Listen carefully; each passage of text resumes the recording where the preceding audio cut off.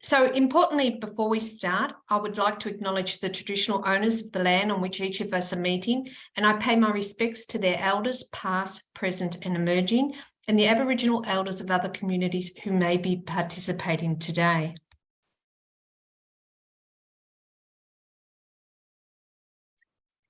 Many organisations have collaborated today to bring you this program, and it is an exciting program, a very tight program. So we've got some excellent topics and some outstanding speakers. So my name is Noleen Bennett. I'm an infection control consultant at the National Centre for Antimicrobial Stewardship and also work at VICNIS Coordinating Centre. We'll be hosting alongside Arjun. Arjun, did you want to turn your camera on and just introduce yourself? Oh, sure. I'm a project officer at NCAS. I'm providing Noleen technical support today.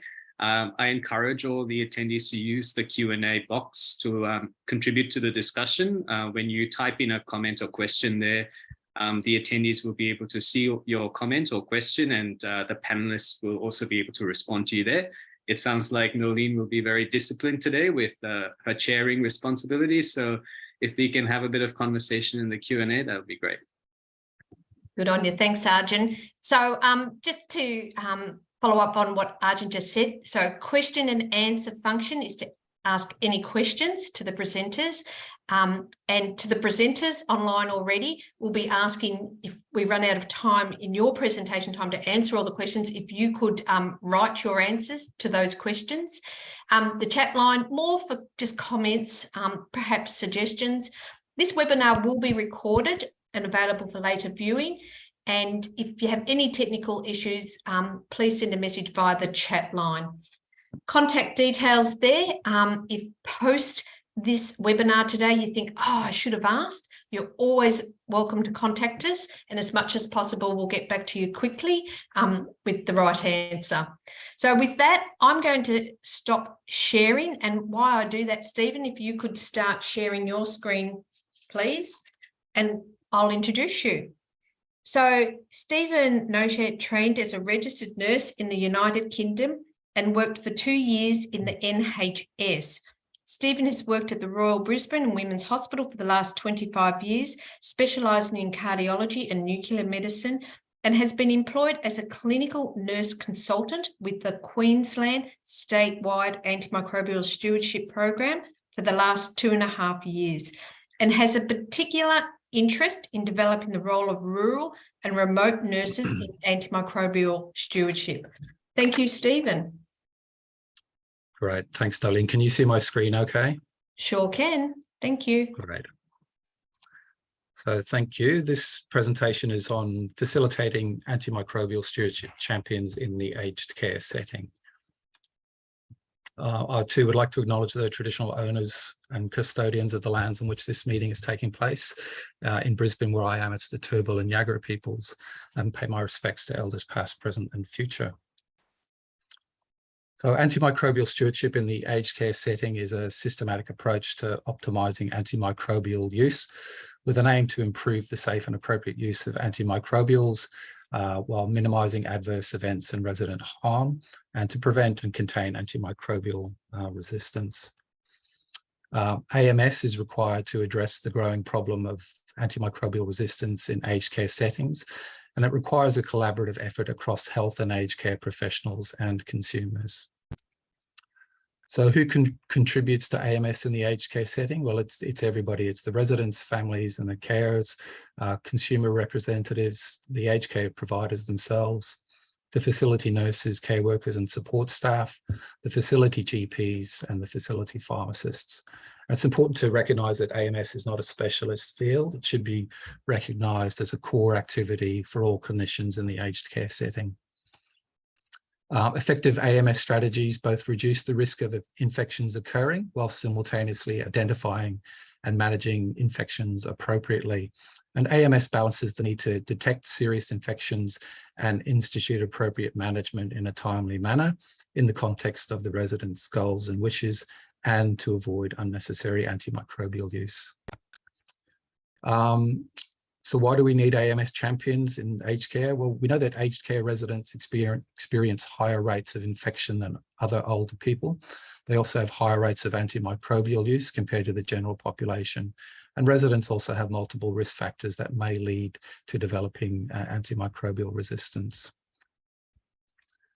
Aged care facilities often lack resources for dedicated AMS teams. GPs and pharmacists are usually not facility-based. Facility directors, nursing directors and nurse educators already have multiple responsibilities.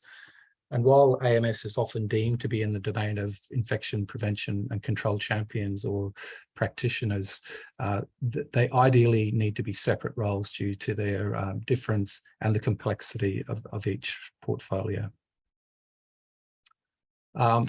AMS champions can also play an important role to promote and advocate for change for an aged care facility to meet its AMS obligations towards the aged care quality standards. And there are currently revised draft aged care standards out for public consultation, which contains an outcome statement for aged care organisations and actions, including one that the provider implements an antimicrobial stewardship system relevant to the service context and consistent with national guidance. There are a number of core elements associated with successfully implementing AMS programs in any health care organisation, which includes leadership commitment, accountability, drug expertise, action, tracking or surveillance, reporting, and education. And one of the key elements is identifying an AMS champion to ensure program accountability and education and training. So what is a champion? Well, a champion is a practitioner who comes from within the organisation and plays a key role in the successful implementation of evidence-based interventions. They are passionate about improving quality of care. They may self-identify as a champion or may be selected by peers or leadership to take on this role, which may be informal or be formalised. They take personal ownership of the innovation or project. They embrace the project as their own and promote it through the stages of dissemination. They orientate their peers to the innovation and encourage its adoption. And they often develop and expand their knowledge and scope of practice in that role. Aged care facilities should identify a clinical leader or champion with a strong commitment to supporting the implementation of evidence-based practice in AMS. And this can be a nurse, a doctor, or a pharmacist. Leadership commitment to the importance of the AMS champion role is key to its success, and it needs commitment from all the key stakeholders. So the consumer representatives, the facility manager, the facility GPs, the nurse manager, the nurse educators and clinical facilitators, and the facility pharmacists. The leadership team needs to agree and define the scope of practice of the champion role and commit to providing the resources needed to develop the skills of the champion, and also allocate time for the champion role within their existing work schedule. So what are some of the activities that an AMS champion could be doing? Well, the AMS activities should be facility specific, and they should target known areas for improvement identified by residents, family members, GPs, nurses, carers, and pharmacists. They could involve collaborating in developing, implementing, or reviewing local AMS governance in accordance with the aged care quality standards, collaborating in local antimicrobial usage surveillance and reporting. So, for example, conducting aged care national antimicrobial prescribing survey audits. And other activities should include promoting the use of evidence-based clinical guidelines for the recognition and management of residents with infections, and facilitating education and training to the nursing and care team relating to infection management. Another important activity should be developing, collating and promoting appropriate information resources for staff, patients and family members. So aged care residents should be provided with information about the risks and benefits of the most effective and appropriate antimicrobial treatment options for them. And this includes information about specific antibiotics or antimicrobials, if appropriate, and the risks associated with antimicrobial resistance. This means providing information about resistance and antimicrobial use in clear and simple language in formats that meets the needs and preferences of residents. And AMS champions can play a key role in facilitating this. The AMS champions should set SMART goals when planning and undertaking AM activities, so that it should be specific, measurable, achievable, relevant, and time-bound. Champions should also develop an understanding of change management theory so they can identify the barriers and facilitators of change within their organisation. And some of the barriers are the scarcity of resources, stakeholder resistance, competing demands, and just the magnitude of change required. And some of the facilitators can be persistence and oversight, having organisational wide involvement, adequate training and leadership support. There are a number of excellent resources available for AMS champions to utilise, some from NCAS, which includes information on behaviour change, the aged care quality standards, and advice on antimicrobial stewardship policy for use in aged care homes. The Aged Care Quality and Safety Commission also has a number of excellent clinical and educational resources, including the DIP or not to DIP case-based e-learning program. Some states, such as Queensland, have developed evidence-based collaborative pathways for GPs and registered nurses to use in the management of acute care needs, including infections of residents. And the NPS Medicine Wise website also has a number of really good free e-learning modules for champions on infectious and AMS-related topics. So I'll just close the presentation by stating that antimicrobial resistance is one of the most significant public health threats facing the world today. Earlier this month, the AMA published a report on antimicrobial resistance, the silent global pandemic, which highlighted that worldwide antimicrobial resistance was associated with nearly 5 million deaths in 2019. And over the next few decades, it's predicted to become one of the leading causes of death worldwide, estimated to be responsible for 50 million deaths each year by 2050. And it gave 3 key recommendations, which were establishing a Centre for Disease Control, improving AMS practices in Australia, and embedding antimicrobial stewardship into all sectors, and also to establish mechanisms to improve the antimicrobial market. So aged care workers can play an important role in combating antimicrobial resistance and optimising the outcome for residents with infections. And I'd advocate that champions are a critical element in facilitating change, and we should aim to have AMS champions in all residential aged care facilities across Australia. And those are my references. And Lovely. That's it. Thank you. Thank you, Stephen. I'll get you to unshare, and we do have time for some questions. Arjun, are there any questions that have been written, please?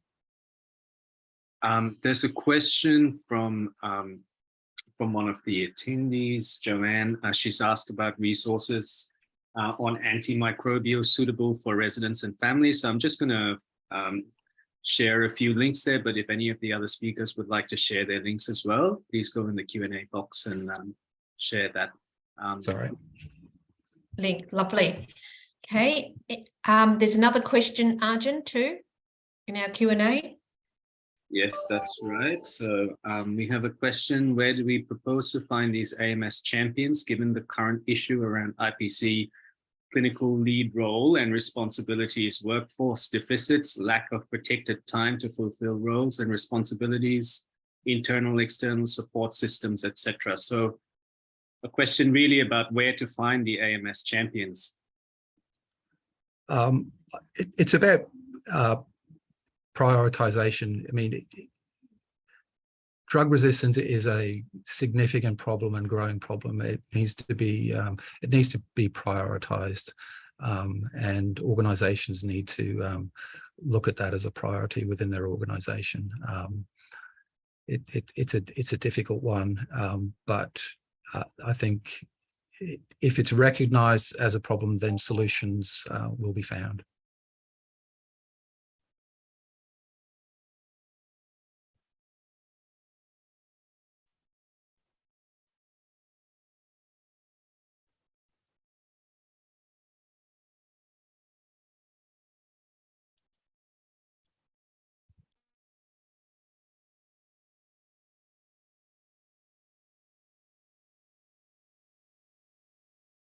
Okay, I think we might have lost Noleen. Maybe she accidentally left the session. So if I may, in the meantime, request the next speaker to join us. So that's Dr. Lyn-Li Lim. Her topic is strengthening antimicrobial stewardship in aged care. Lyn-Li, if you're happy to introduce yourself and launch your topic, the presentation. Sure, no problem. Hello, everyone, and thank you very much for the invitation to speak today. I'm an infectious diseases physician based in Victoria with an interest in aged care, and I'm also a consultant at the Australian Commission for Quality and Safety. Sorry, the Aged Care Quality and Safety Commission. I'll just start by sharing my slides now.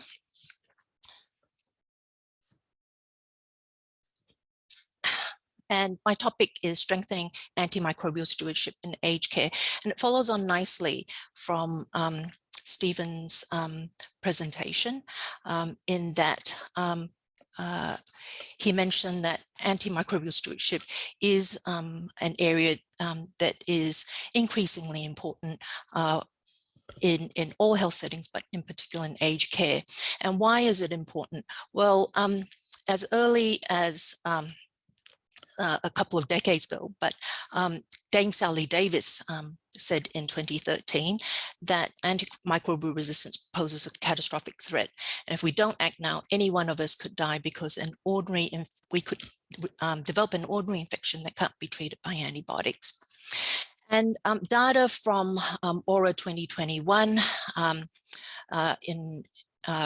that's a report that's collated, produced by the Australian Commission for Safety, Quality in Healthcare, showed that MRSA is highest in aged care homes, suggesting that there are important reservoirs. And they go on to present further data to show that the problem is not restricted to gram-positive organisms, but also gram-negative organisms.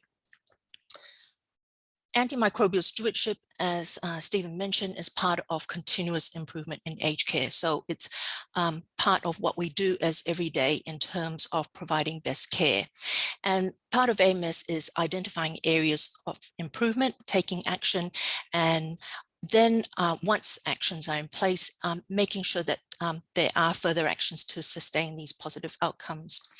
And Stephen mentioned to dip or not to dip, and today I wanted to share with you some findings from implementation of to dip or not to dip and describe it as an improvement activity for consideration for all Australian aged care settings.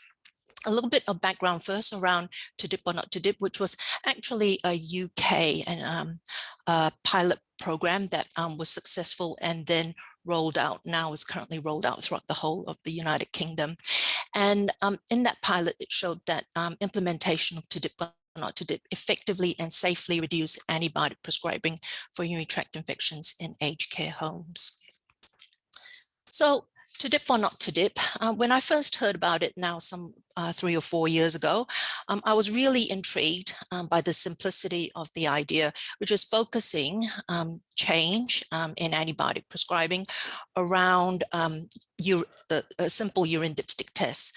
And I was also particularly impressed by the outstanding outcomes they achieved. The goal is deceptively simple. It's really to educate, change perception and behavior of people around urine dipstick testing. It's really for people to recognize that as a test, it's a low value test. It can cause harm. It commonly incorrectly used to confirm a diagnosis of urinary tract infection.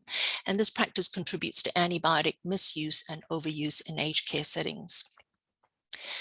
To dip or not to dip resources were adapted and then launched by the Commission in October last year. And these resources are available on the Commission AMS web pages.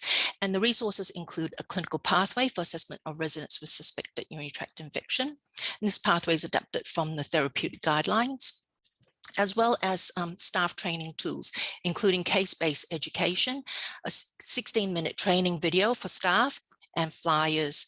It also included an to dip or not to dip audit tool, posters on urine dipsticks and hydration, and a consumer brochure, Do I Need Antibiotics?, which specifically covers the area of what conditions are antibiotics not required for, including conditions such as asymptomatic bacteriuria.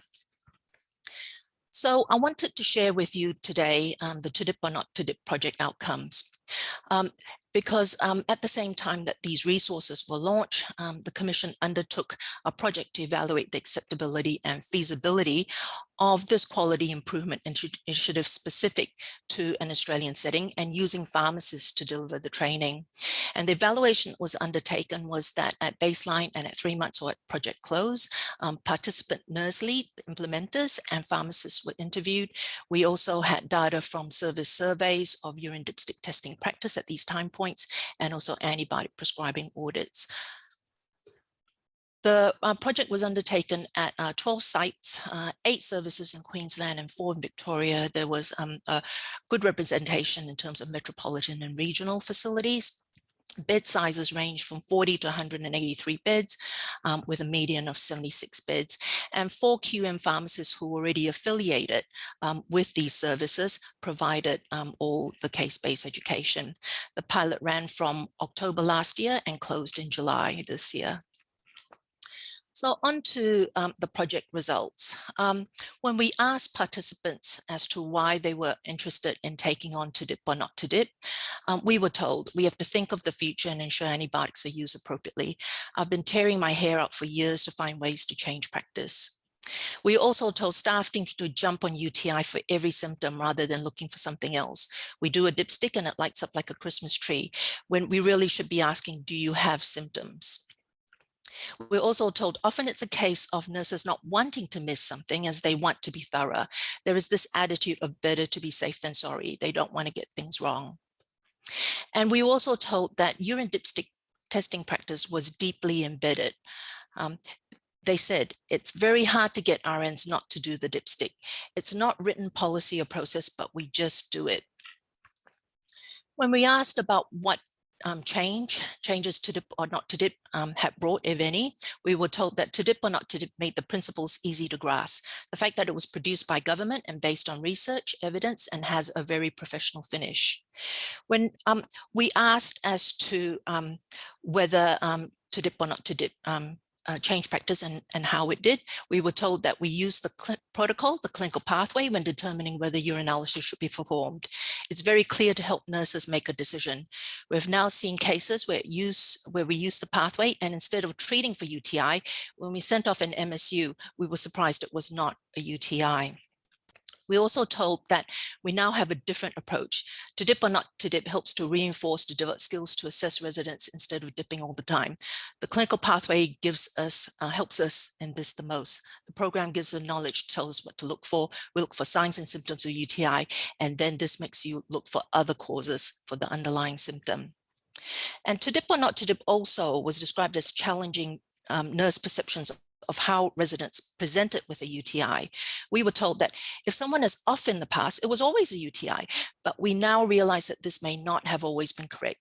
It has changed practice, our way of thinking and decision making. And implementers also describe the experience of delivering to dip or not to dip. It has been my baby, labor intensive. There's been some resistance to change. You need to spend time explaining the benefits to them, to the staff. So on to the results from the surveys of urine dipstick practice. These were done at baseline and at follow-up. And these questions were designed to tease out what, if anything, had changed. And the responses to the survey were either always, frequently, sometimes, or never. So in one survey question we asked, is urinalysis performed in residents as part of a checkup, even if they have no symptoms? At baseline, this was always practiced at 1 and sometimes practiced in a couple. And at follow-up, this was sometimes practiced in a couple. And when we asked a little bit further as to why it was sometimes practiced, we were told that at follow-up, it was less likely to be nurse-initiated, but it was still sometimes performed if requested by, for example, the GP or a consumer. The next question was, is urinalysis routinely performed after a resident has completed antibiotic treatment for UTI? And in this, we were surprised to find that the majority of services, this was either always or sometimes practice. And at follow-up, this it was a sometimes practice in a couple. And next question was, if residents and families ask for urinalysis to be done, the staff will perform it even if they don't think that there is a clinical need. And at baseline, the majority of services said that this was really always practice. Some said it was frequent, and some said it was sometimes. At follow-up, a couple of services said that this was sometimes practice. And when we asked the participants as to what had made a difference, they said that to dip or not to dip had given them greater confidence, and they were able to impart greater confidence to their peers to actually have the discussion with the consumers. And the consumers were usually the family member about the change in process, policy, protocol at their service around approach to urine dipstick practice, and also gave them confidence to explain why this was best practice. They also said that using some of the commission written resources was helpful in terms of aiding the conversation. Another question that we asked was, are personal care workers, can they decide whether urinalysis should be performed? About half the services at baseline said that this was sometimes, always or sometimes practice. And at follow-up, a couple of services said that this was sometimes practice. And what we say is that a case should be made for including personal care workers in training, if implementing to dip or not to dip, if personal care workers are initiating urinalysis testing in your setting. Another question that we ask is, we use a protocol when determining whether urinalysis should be performed. And at baseline, the majority of services said they used a protocol, and this was either always, frequent, or sometimes. When we asked a little bit more closely as to what was used, the most common written protocol that was described was the infection surveillance tool, so the infection register, which per se is not really a clinical tool, but it's a surveillance register. But the majority of responses was that although a protocol was used, it was not a written protocol. It was more agreed practice amongst the clinicians in the facility. And at follow-up, the majority of services said that they used a protocol either always, frequently, or sometimes. And all these services said that they used the to dip or not to dip clinical pathway to guide. This is a screenshot of the clinical pathway that I've talked about. This is the most commonly used clinical pathway. This is for residents without a catheter. There is a second clinical pathway for residents with a catheter. And the overall feedback from participants in our pilot was that the clinical pathway was highly usable and easy to apply. A few participants identified that they felt that it was more difficult to use the pathway in residents with severe cognitive impairment. For example, if a resident with dementia had behavioral change, assessment would be more difficult. And then the urine dipstick test would provide a measure of comfort that a UTI would not be missed. And we've heard this feedback, and we'll be looking to experts and expert groups to share resources for assessment of behavioral change. Now on to the antibiotic audit findings. So 12 services contributed data at baseline and at 3 months, but at project close, 6 services provided 6-month data. Data was collected using the to dip or not to dip audit tool, which is available amongst the published commission resources. The audit tool provided data on a 1-day snapshot of residents on oral antibiotics. And here I share with you the combined data, which shows that anywhere between 5 to 8% of residents at any time point will be on an oral antibiotic, and about half of those oral antibiotics will be for a urinary tract indication, either for treatment or prophylaxis. And we can see that baseline residents on an oral antibiotic were 8%, and this fell at 3 months and plateaued at 6 months. So if we look at the data on antibiotic prescribing appropriateness for urinary tract UTI treatment. For this analysis, the following indications were marked as inappropriate. So within the audit tool, the auditor said that the indication was asymptomatic bacteria, that it was charted PRN, or that the urinary tract condition was uncertain, or that there was no documented signs or symptoms at antibiotic start on the resident. These were marked as inappropriate. And the following durations were marked as inappropriate. Cystitis, durations beyond 7 days, noting that the therapeutic guidelines, depending on agent for women, durations of 3 to 7 days are accepted, and for men, 7 days. And durations of for pyelonephritis beyond 14 days were marked as inappropriate. So looking at the findings at baseline, we could see that 47% of the prescriptions had an indication that was appropriate. But if we look at that conversely, that means 53% of the prescriptions had either an inappropriate indication or inappropriate duration. And at baseline, about 1 in 4 prescriptions had a correct indication and duration. At 3 months, indication appropriateness was 83% and was 100% at 6 months. And indication and duration appropriateness also increased from 27% to 58% and then 100%. So now let's look at the data on antibiotic prescribing appropriateness for UTI prevention prophylaxis. And for this, the following indications were marked as inappropriate: asymptomatic bacteria, or where the auditors said that the urinary tract condition was uncertain or not documented. And the following durations were marked as inappropriate, so more than 180 days. Again, noting that the therapeutic guidelines acknowledges that appropriate reason for prophylaxis for recurrent urinary tract infections, a reasonable approach would be perhaps no antibiotics, but treating infections as they arise, and instead optimizing non-antibiotic approaches to preventing UTI, or prescriptions up to 3 months, and then with review of the prescriptions at that stage, and having a shared decision discussion with the consumer as to the pros and cons of continuing potentially up to 6 months, but no more than 6 months without review.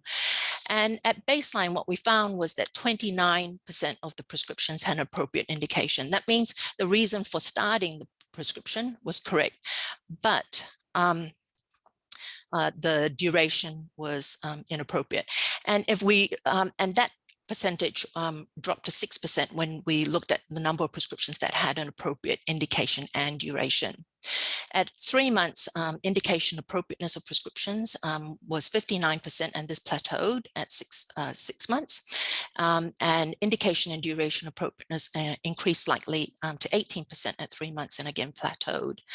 And when I drilled down a little bit further as to the length of the durations, 2 in 3 of the prescriptions were for more than 6 months, and 1 in 2 prescriptions were for more than 12 months, indicating that when a prescription was started, often these prescriptions would just be rolled on and on and on. So to dip or not to dip, what this project showed is it can be feasibly implemented in Australian services, noting that the time that the project was rolled out, what we couldn't predict in October was the impact of Omicron, and these facilities were able to implement it, largely over the from the January to July period. And that the to dip or not to dip resources we found was sufficient for implementation, including the tools to deliver education to nursing and care staff, and also provide engagement with GPs and consumers. And participants described how change took place: change clinical processes around urine dipstick testing. They also described change behaviors around UTI assessment and increase awareness of inappropriate antibiotic use for asymptomatic bacteria. And importantly, they described increased confidence amongst implementers and their peers around not using urine dipstick tests to diagnose urinary tract infections. A quality improvement approach is an effective way to deliver change, It incorporates important components of leadership support and a collaborative approach to design and delivering improvement that is not just limited to the AMS champion. And very importantly, it allows for planning around competing priorities. And then once implemented, attention to sustainability also needs to be considered, including ongoing education and maintaining awareness, as well as sharing findings with GPs and nurse practitioners. For this, pharmacists can play a key role. I'd like to leave the last note to the voice of one of the nurse participants in TDIP or not TDIP. She said, before we always had to do dipstick testing after residents completed antibiotic courses for UTI. Now we've been told it's okay not to do it. It's changed our staff thought processes. Instead of dipstick and antibiotics, we're doing more promoting hygiene, toileting regularly, changing pads regularly, and encouraging fluids. Thank you, Lyn-Li. That's I'll get you to unshare your screen, and we've got a little bit of time for a few of the questions. So Arjun, can you ask Lyn-Li the first question, please? Lyn-Li, we have a lot of questions for you.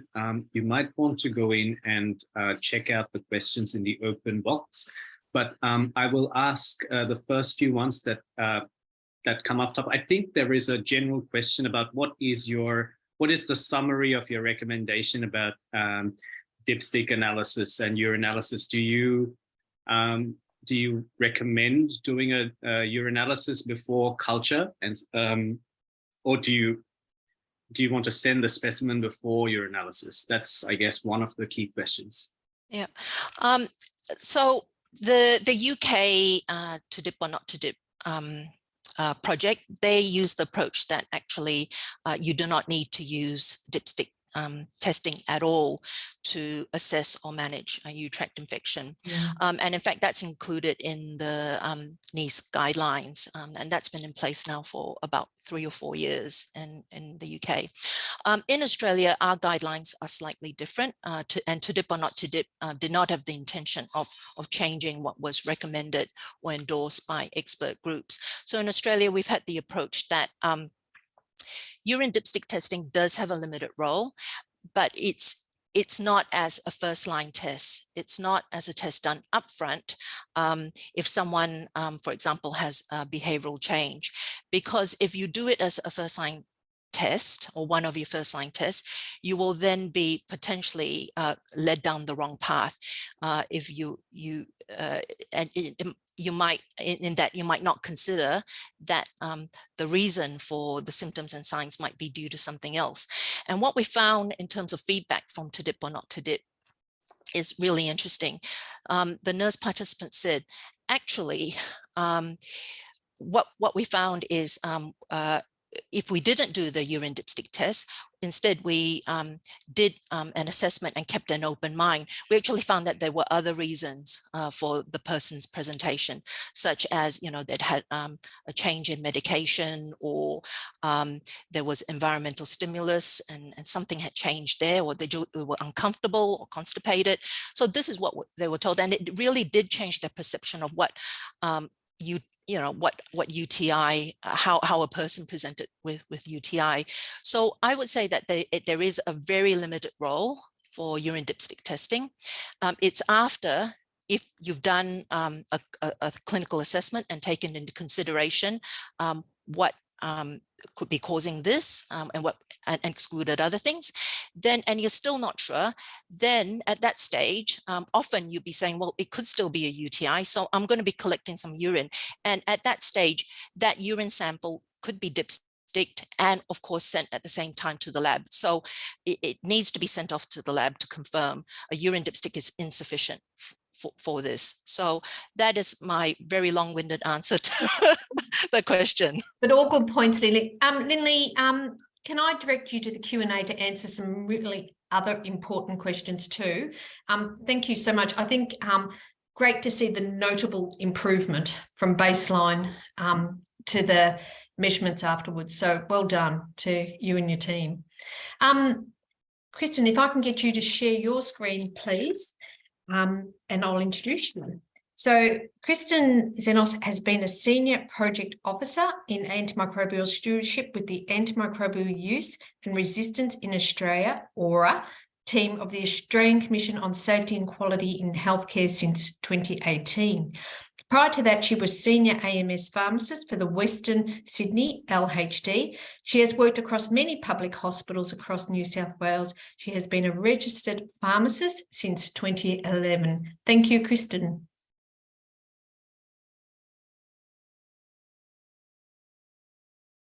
You're on mute, I think, Kristin.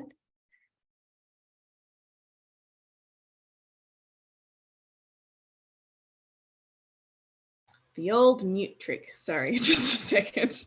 Okay.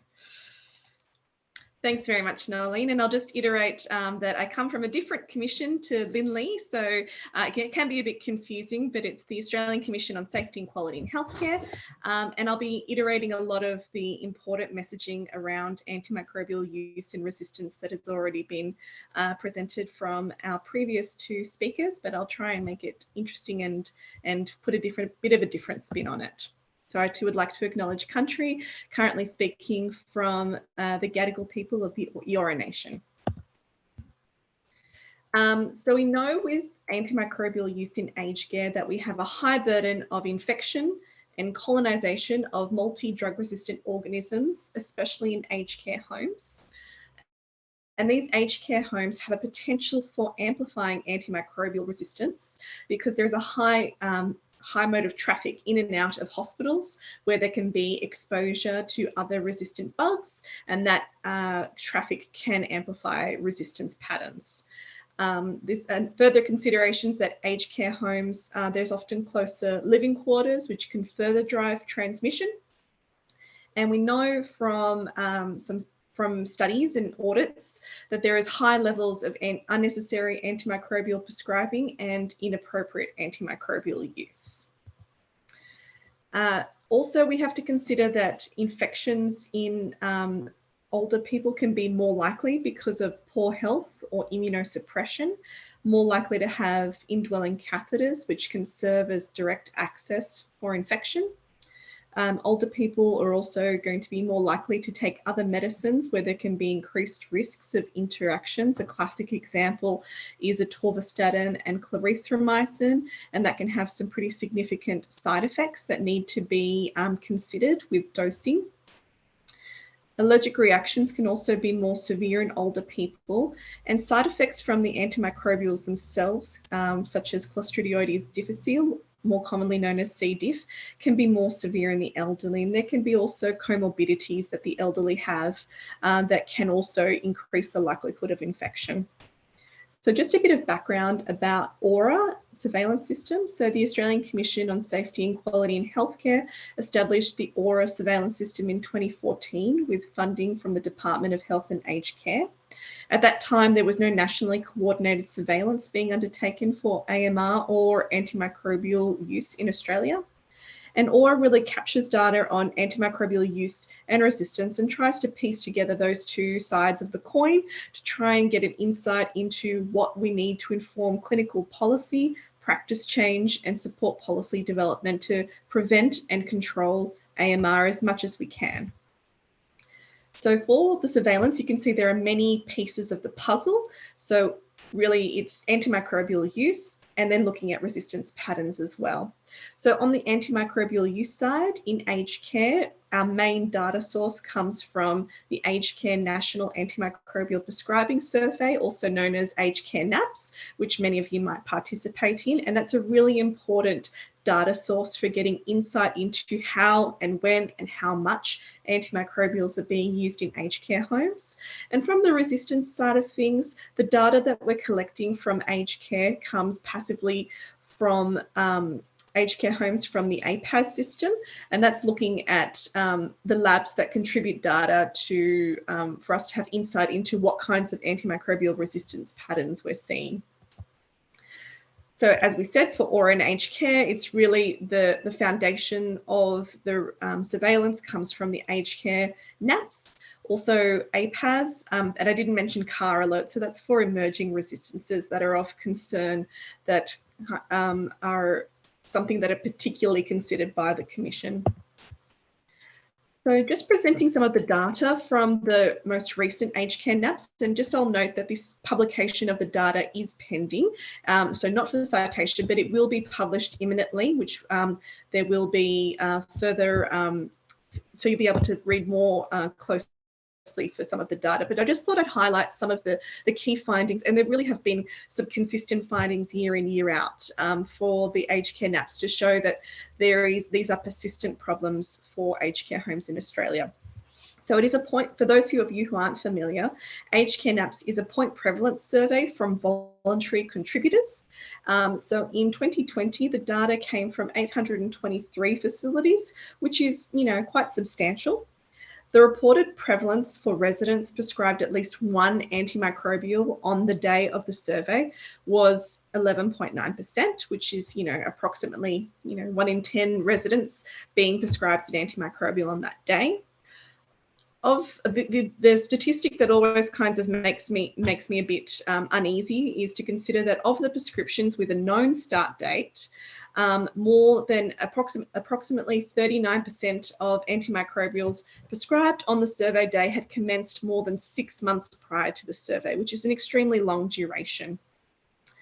When required, or PRN antimicrobials accounted for approximately 32% of prescribed antimicrobials, and there was a really high proportion of antimicrobials that were prescribed for topical administration. Some other interesting results from the aged care NAPs is that only 11.7% of urinary tract infections met the McGee criteria, which is internationally accepted infection surveillance criteria, which is quite concerning that there would be such a low percentage of UTIs that were being assessed that would meet external criteria for an infection. And also, just to continue on with some of the results from the aged care NAPs, documentation of indication for prescribing an antimicrobial actually increased in 2020 up to 76.7%, which is quite encouraging, but that still means that there is a significant percentage of antimicrobials where the indication isn't clear for the person assessing the prescription. And the other key quality indicator there is documentation of an antimicrobial review or stop date, and that decreased to 46%. And one of the reasons why this is assessed in the aged care NAPs is because when we document a review or a stop date, it's going to mean that there's a higher likelihood that the duration of the antimicrobial is more appropriately. And it's interesting to note that I was reading the Sydney Morning Herald today, and there's been a lot of discussion about changes for prescribing roles for antimicrobials in Australia, and the aged care NAPs data was actually cited in an article today written by Dr. Coatsworth about some of the concerns regarding the quality of antimicrobial prescribing by practitioners in the aged care setting.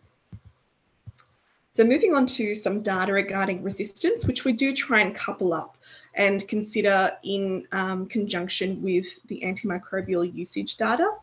So the Australian Passive AMR Surveillance System collects, analyses and reports AMR data from both hospitals and private pathology services, and we are able to stratify that based on setting, and one of those settings is for aged care homes.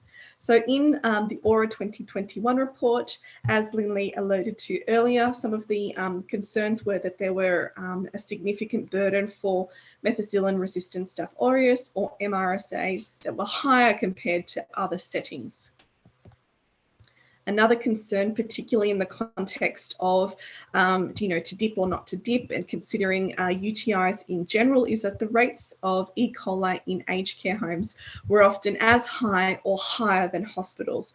And the concern there is that for E. coli and associated urinary tract infections, we actually have very limited oral options left for the treatment of those infections. So if you consider the workhorses of trimethoprim and cefalexin, if we see increasing rates of resistance to E. coli for those two oral agents, there are very few other agents before moving on to things like ciprofloxacin or fosfomycin, which are associated with more side effects and a worse adverse profile for those residents taking them. So they do really need to be used judiciously, and that's why we're keeping a close eye on the rates of E. coli resistance, particularly for the older population. So what has the Commission done about it? Really trying to pull out target areas based on what the data is showing us. So UTIs and associated asymptomatic bacteria being treated with antibiotics has been a target area, long-term prophylaxis, another target area, and topical antimicrobials for rashes, which is a very common indication, and that's reflected in the aged care NAPS data as well, where there is a significant proportion of antimicrobials that are being used topically for PRN use.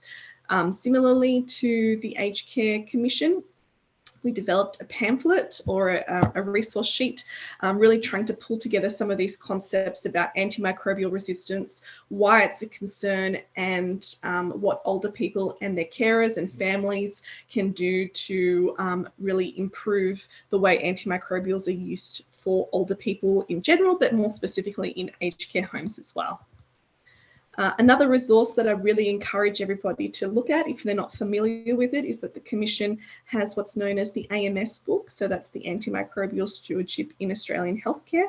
There's a whole chapter, chapter 16, dedicated specifically to community and residential aged care homes, which is well worth a read and really pulls together a lot of these concepts and the resources that are really useful to those working in the sector. Another thing I'd just like to draw some attention to, so I think the closing date is tomorrow, but the aged care quality standards, there is a public consultation occurring at the moment for the revised aged care quality standards. And within standard 5, which is all about clinical care, there are specific mention for antimicrobial stewardship within those aged care standards, which really highlights how important the optimal use, not just of medications, but specifically antimicrobials, because of the associated risks for resistance are when considering the aged care quality standards. So I'll just get into the standards as they're written now. So 5.2, infections are minimised, and if they occur, managed effectively. Older people, workers and others are encouraged and supported to use antimicrobials appropriately to reduce risks of increasing resistance. And there's some further specifications and commentary associated with antimicrobial stewardships in the consultation draft. So I highly encourage people to have a read and submit any comments or feedback that they might have and things that they consider important to include in the aged care quality standards. There's also antimicrobials are covered further in medication safety, as they are a medicine as well. So hopefully the revised aged care quality standards will be finalised next year at some point as well. There's also been some further work from the Commission that I just wanted to flag that's important in residential aged care homes, and these resources are some that you might be familiar with. So medication management in residential aged care facilities, some guiding principles. There's also some guidance on the role of a medication advisory committee and the electronic national residential medication chart management system document that I would encourage any of the attendees who are interested to seek out further on the Commission's website. And that's it from me. So happy to answer any questions that people might have. I'll stop sharing my screen. Thanks, Kristin. Can I ask, there's some great resources there. Would you mind post this presentation, just including some links in the chat line? I'm assuming that said, if we were to just type in the Australian Commission on Safety, Quality, Healthcare, antimicrobial stewardship, we would find those resources? Yeah, definitely, Noleen. I did share them earlier in the chat and in the Q&A as well. But if anyone missed them and needs them to be circulated again, definitely. But they are available pretty easily if you type in those keywords into any Google search or server search. Lovely. Arjun, have we got any questions for Kristin? No, I'm thinking not at this stage. At this stage, Noleen. However, if you want to comment on the aged care NAPS before you proceed to the next talk, that might be a good thing to do. Well, thank you, of course. Kristin referenced the I hope I did you proud, Noleen. Oh, you did a great job. Thank you, Kristin. So what I would like to say is to all of those that do participate and those that don't too, but you can see that the data is being collated and telling part of the full story. So that data is really important alongside data being collected from elsewhere to tell us about antimicrobial use across Australia. So thank you for Kristin for highlighting. Yeah, it's definitely not just data for data's sake, as I think absolutely. sometimes people who work in aged care homes think sometimes I'm just collecting data and it's not doing anything and it's not going there. It really, sometimes, you know, just the exercise itself of doing the audit does a lot of the groundwork for, you know, engaging and self-reflection at a local level, but it is being collected at a national level as well, and weaving its way into lots of you know, submissions and national documents and resource considerations. That is really encouraging to see that it is actually data for action. Yeah, absolutely. Well said. Thanks, Kristin. Okay, Janet, I'll get you to share your screen now, please. So Dr. Janet Sluggett is a Senior Research Fellow at the University of South Australia and the Registry of Senior Australians, ROSA. Janet is a pharmacist and her research focuses on supporting safe and effective medicines used in aged care settings. Thank you, Janet. Thanks, Noleen, and thanks to you and thanks to NCAS for the opportunity to present some of our work today. So today I'll just be starting with a brief background about what is ROSA, the Registry of Senior Australians. Then I'll move on to giving you the results of a couple of different studies that we've done using ROSA data, which are focused on antibiotic use. And then I'll finish with talking about a new initiative that's free for South Australian aged care providers, where we're starting to feed back data from ROSA about a suite of quality indicators to providers in South Australia. So let's start by giving a bit of brief background about ROSA, which is the data source that I use for my research. So it's a national clinical quality registry. And so basically it's a huge repository of de-identified data for every single person who's ever accessed an aged care service in Australia from 2002 onwards. And it basically helps us to look at the quality of care and health outcomes for those people who access aged care service nationally. So it was established in 2017. It's housed here at SAMRI in South Australia. And we have data for about 3.5 million older Australians who've accessed an aged care service since 2002. So I guess the power of ROSA is that it's able to pull together all of these different data sets that you can see on your screen. Usually these health and aged care data sets sit separately and disparately in the healthcare setting. And I guess the power of ROSA is that we're able to link all of these together so that we can start to track an individual's journey through the aged care and healthcare system, see what medicines they use, see when they go to their GP, when they go to hospital, and really understand the quality of their care and health outcomes. And we're not able to do this just for one person, but for everyone who accesses aged care at the national level at scale. So we've done a couple of studies now looking at antimicrobial use using data from the registry. So I just want to move on to talking about the results of a couple of those studies. And so because we have data for every single person that's accessed an aged care service from 2002 onwards, we've had the ability to be able to go back and look over time how antibiotic use has changed in all aged care facilities throughout Australia. So I'm just going to talk about this first study, which is where we went back and looked at national trends in antibiotic use over an 11-year period, so from the 2005 financial year onwards. And we were able to look at a couple of different outcomes. We looked at changes in use of specific antibiotics over time. We looked at changes in the percentage of people who ever got an antibiotic over a 12-month period. And we also looked at whether the number of standard doses of an antibiotic changed over this time as well. So there's a number of different outcomes for this study. So what did we find? I'll just move to talking about the results of this first study. We included data for more than 500,000 residents from more than 3,000 aged care facilities in this particular analysis. So over this 11-year period, what we found was that there were more than 5.6 million antibiotic prescriptions dispensed to those residents, and 26% of those were repeat prescriptions for antimicrobials. There was a median of 3 antibiotic scripts each year for people included in this study. And most of those antibiotics were prescribed by GPs that accounted for 94% of the prescriptions. And the majority of scripts, 88%, were for oral antibiotics. So on this plot, we can see what the 10 most commonly dispensed antibiotics were in this project and how this changes over the study period. So we've just got on this plot in the grey the first study year, then in the orange the 2010 financial year, and in the blue the 2015 financial year. And we can see that there were some changes in antibiotic use over this time period. The most commonly used antibiotic was cefalexin, and use of this one increased over time.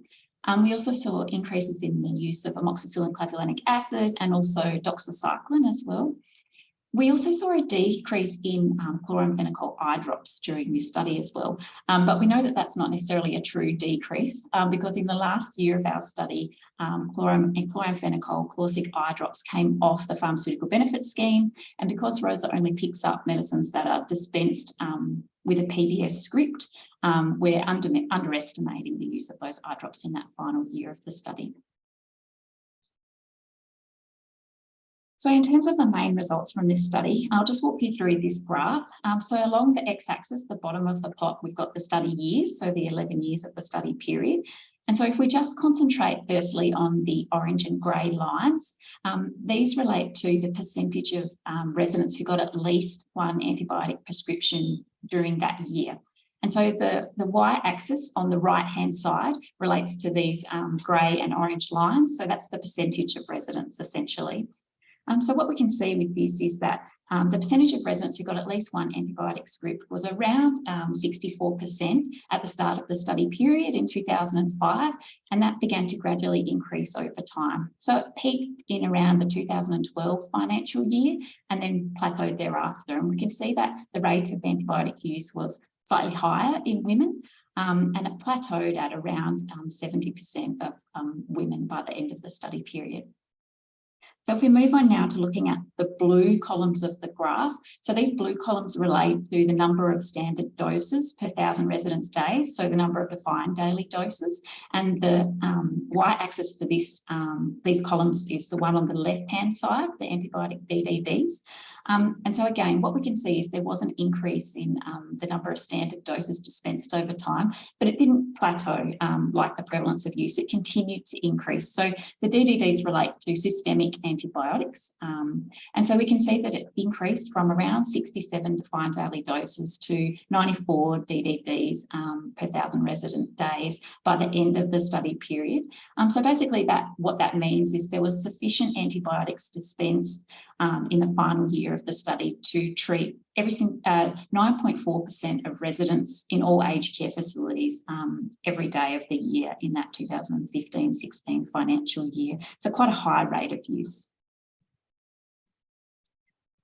So in that previous study, we looked at trends and changes in antibiotic use between 2005 and 2015 financial years, because that was the data that we had available at the time. And we've recently gone back and extended this as part of a new project using the ROSA data, where we've looked at changes in rates of 4 medication-related quality indicators between the 2014 and 2018 financial years, so a bit more updated data. So one of these indicators was around the percentage of people who in an aged care facility who got at least one antibiotic in the year. And we looked at 3 other indicators, and I've just put those up there for interest as well. Use of highly sedative medicines and the cumulative score around the sedating medicines use, chronic opioid use, so use of an opioid for more than 3 months continuously, and also antipsychotic use. And so what we found for antibiotic use, and you'll be able to see this in the blue part of the graph, is that really the percentage of residents who are getting at least one antibiotic since 2014 and over that 5-year period hasn't changed either. And so, you know, it really has plateaued around that 68% of residents mark. And so there has been little change over time.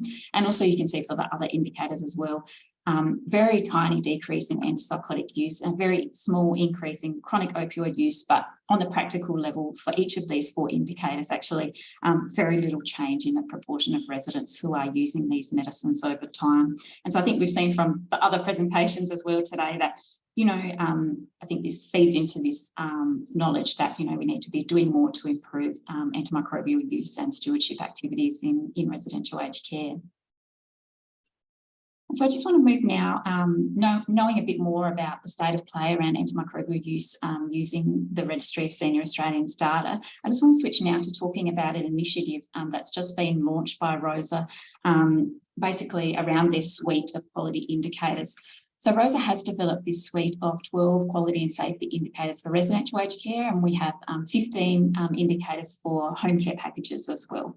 And so for the first time this year, we've been able to report on these and publish them and disseminate them previously in terms of research outputs. But for the first time this year, ROSA is now able to start feeding back this indicator data to South Australian aged care providers on where they sit in terms of each of these 12 quality and safety indicators for the residential aged care services. And there's basically two reports which are available for providers in South Australia that I just want to highlight to you. This is just a snapshot from the brief report, which is a publicly available report which can be provided by ROSA on request. So feel free to request it if you're interested. And basically it gives the overall results for each of these 12 quality indicators in the residential aged care setting. We're currently feeding back data from the year of 2019, and we'll be feeding back further years, more recent years, as we get data updates within the registry.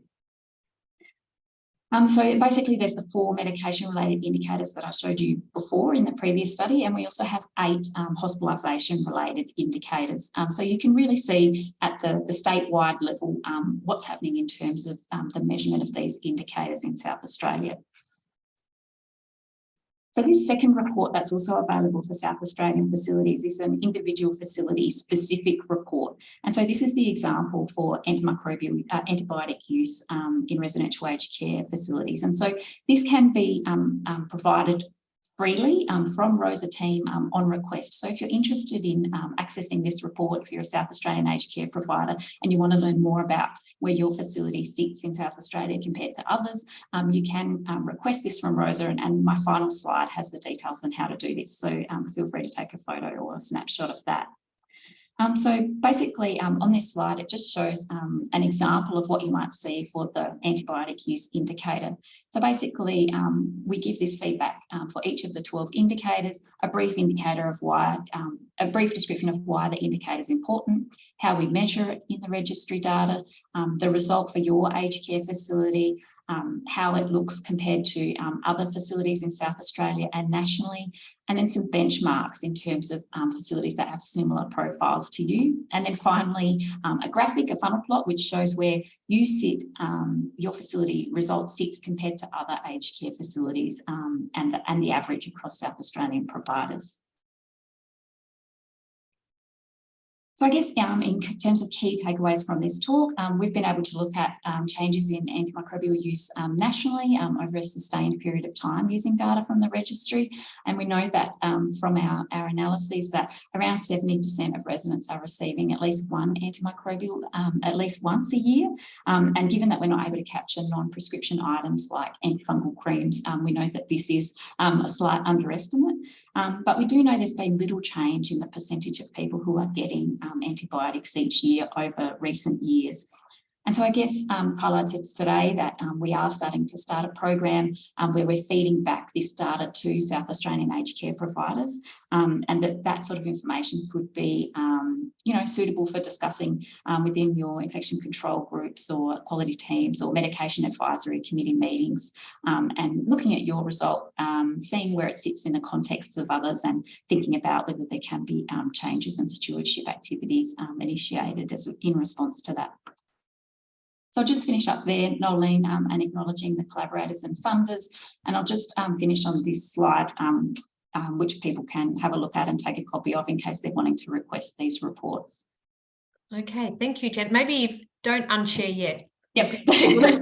We'll just give everyone the opportunity. Just looking to see, we've got one question here. Is ROSA only for South Australia, or is there a branch for each state/territory? Yeah, there's basically two arms to ROSA. We have a national cohort within ROSA, and that's a de-identified cohort. So we can't see individual facilities or individual resident names or addresses. We can only see that there is a person and they have a de-identified number. So we can track things at the national level or different geographical areas, but that's always de-identified. We have a separate second arm of ROSA, which is what we call a prospective arm. And so we've enrolled every single person that's had an aged care assessment from 2018 onwards in South Australia, and their facility details are identifiable. And so we can go into the database, obviously with the appropriate ethical approvals, which we have for this analysis and feedback process, and generate information that can be fed back to aged care providers in South Australia, because we have those details. So at this stage, it's just for South Australian providers. Fantastic. And just maybe now, while you unshare, Janet, if I can just throw you one quick question or comment, perhaps. Just the Royal Commission sort of had a great emphasis on the use of antipsychotics in our residential aged care facilities, yet the data you're showing there, antibiotic use is notably higher. Would you think that's a little bit, our messaging is not coming through strongly enough, just that, the appropriate use of antimicrobial, the improvement of antimicrobial use is required in our aged care facilities? Yeah, I think you're right that there was definitely a strong focus on the use of antipsychotics and psychotropic medicines in the Royal Commission, and there wasn't necessarily an explicit focus on antimicrobial stewardship as part of the final recommendations. But obviously it is a really important area. And I think there are a number of recommendations that have been highlighted through the Royal Commission, which still would support antimicrobial stewardship activities. So as been already highlighted today by Kristin and others, the use of electronic medication management systems, the use, the new initiative where we're hoping to roll out on-site aged care pharmacists in aged care facilities. So while I guess there weren't specific recommendations about antimicrobial stewardship, I do agree it's a really important area. Yeah, that messaging, isn't it? Anyway, thank you so much, Janet. Eliza, please, I'll get you to share your screen while I introduce you. So Eliza Watson joined the NISPAC team as project manager in 2021. She has training in infectious diseases and climate change and health, and completed a Master of Public Health at Monash University in 2018. Prior to joining NISPAC, she worked as a research assistant at the Alfred Monash University Department of Infectious Diseases, focusing on surgical site infections and antimicrobial stewardship. Thank you, Eliza. Thanks, Noleen. As Noleen said, I'm the project officer for the National Infection Surveillance Program for Aged Care, or NISPAC project. And today I'll just be giving you a bit of an update on this project. Some of you might have seen a presentation I did earlier in the year with the NCAS Journal Club, where I presented some preliminary results. So I'll just be going through a bit more detail of the actual project research methods today. So this has already been touched on today a bit, especially in Kristin's presentation. But just to give you a bit of background about infections in residential aged care facilities. So we know that residents in these facilities are particularly vulnerable to acquiring infections due to a number of factors, such as multiple comorbidities, close living proximity, the frequent carer and resident contact, and also frequent hospital transfers. Almost a quarter of hospitalizations from residential aged care facilities are for infectious diseases. And the most common infections in aged care are urinary tract, respiratory, and skin and soft tissue infections. So just to give you a bit of background about infection and antimicrobial use surveillance, in case this is something that you're not familiar with. Surveillance promotes the systemic and standardized collection, collation, and analysis of data. So it's really important in aged care, especially for detecting and monitoring infections and antimicrobial use over time. This can allow for the establishment of baseline levels of infection data and also antimicrobial use data, and allows facilities to identify where improvements are needed to lower these baseline rates, and also allows them to monitor where there are increases from this baseline. So this helps with planning of infection prevention and control interventions, and also assessing whether services or interventions have been successful and whether changes need to be made. Surveillance data also contributes to improved safety and quality of service delivery. So ultimately, all of these activities combined means that surveillance contributes to the protection of residents, staff, and visitors in aged care facilities. So in aged care facilities currently, there are some forms of surveillance available. I'm sure a lot of you here today will be familiar with the Aged Care National Antimicrobial Prescribing Survey, and Kristin talked about this as well in her talk. So what you might not be aware of is the fact that this program is available nationally, but it is voluntary for facilities to participate in. It collects point prevalence data on infections and antimicrobial use, and helps to provide data at a national level, as Kristin was discussing. There is another infection surveillance program available, which is the Victorian Healthcare Associated Infection Surveillance System Coordinating Centre, or VICNIS, Infection Indicator Program. This is just available in Victoria to public aged care facilities, and it provides continuous surveillance of specific organisms, staff flu vaccinations, and also point prevalence surveillance of resident vaccinations. So what we're aiming to do with NISPAC is to develop a national infection surveillance program. So this would allow for accurate measurement of infection rates using consistent definitions and benchmarking across facilities. So to do this, we're aiming to bring together the VICNIS Infection Indicator Program and also the Aged Care NAPS, and bring them into a one-stop portal that's accessible to all residential aged care facilities nationally. So that means private, public, and not-for-profit facilities. In the process of developing NISPAC, we're also aiming to look at these two surveillance programs and understand how they can be improved or updated and whether improvements even need to be made, which might lead to the possibility of developing new modules. So we're aiming to bring this all together into a one-stop portal, which will improve data entry experience for staff and streamline data entry. So NISPAC is a multi-institute collaborative study. So we're working with people from VICNIS, from NCAS, and also from ROSA. And you just heard from Janet there talking about the important work that ROSA does. So just an overview of what NISPAC is. It's a research study that's focusing on investigating, developing, implementing, and evaluating a national surveillance program for aged care in Australia.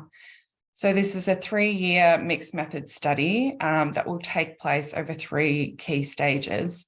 Stage 1 is the investigation stage. This stage has been largely completed. And we're now moving on to stage 2, where we're actually developing the NISPAC portal. Finally, we will be piloting and implementing the NISPAC portal and testing it. So our project overall has 3 key aims. The first is to develop a comprehensive and useful infection and antimicrobial use surveillance program specifically for use in Australian residential aged care facilities.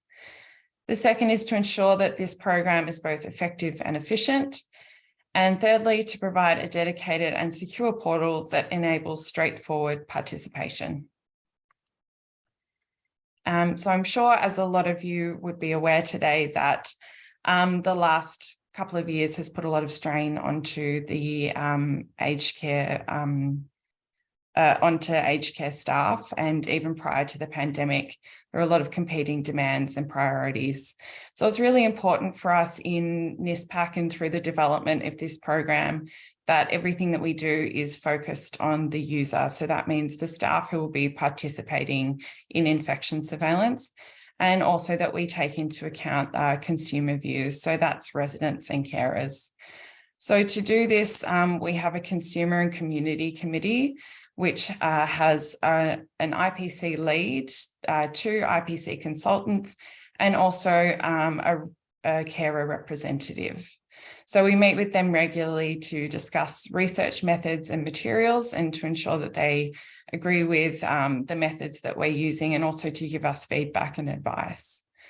We're also including users throughout the different research methods of this project to ensure that consumer opinions and user opinions and needs are listened to, valued, and implemented at each stage.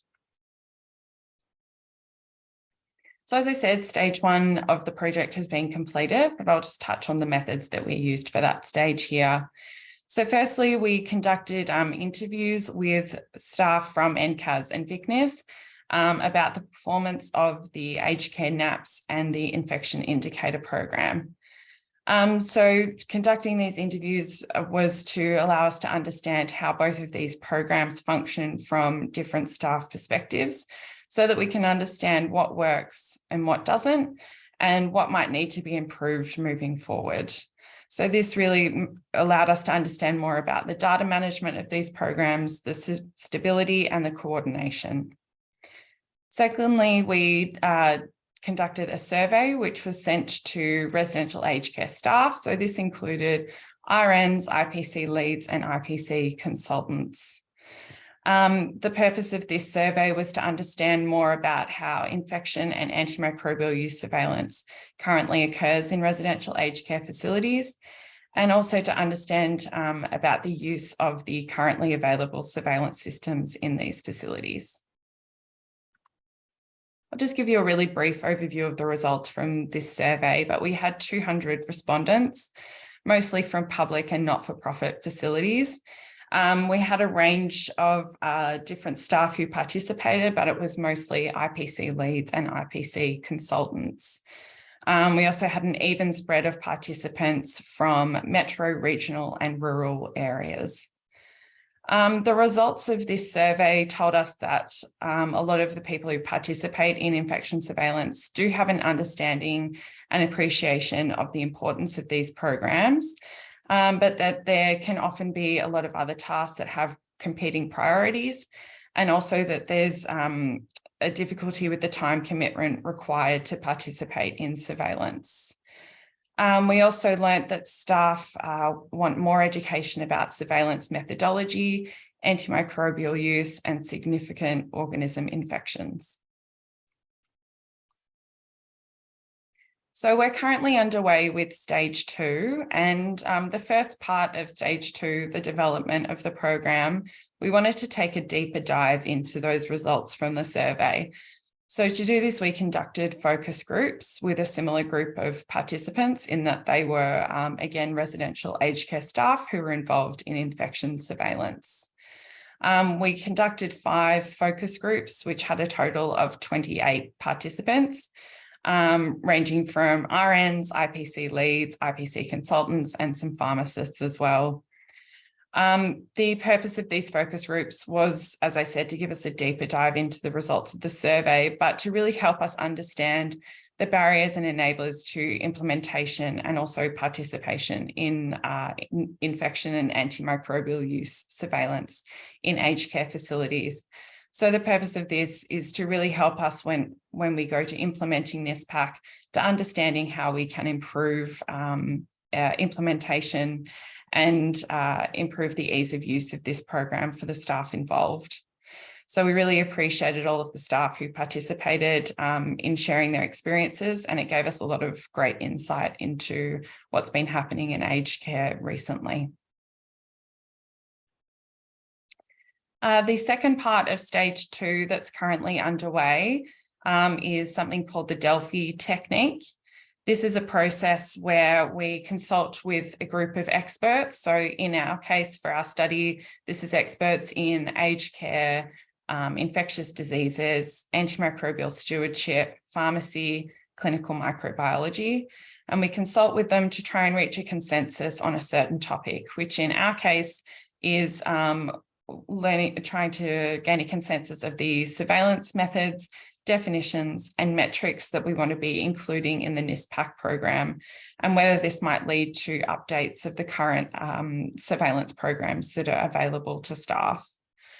So we have sent out survey 2, and we're hoping to get the results from that before the end of the year, before we send out survey 3 early in the new year. So based on the results of the Delphi survey, we'll then be moving into actually developing the NISPAC portal. So development of the portal will occur through consultation with our steering committee and investigator committee, and also with our consumer and community committee. So that really helps to give us the user perspective here about what works and what doesn't with access to a portal for this purpose. As I said, the content of the portal will be determined from the results of the Delphi survey, and more about the actual format of the portal and of surveillance reports and things like that will come from the results of the stage 1 methods and from the focus group results. Throughout the development process, the consumer committee will also be asked to test the portal. And finally, once we have developed a prototype of the portal, we'll be recruiting residential aged care staff members to participate in Think Aloud user testing.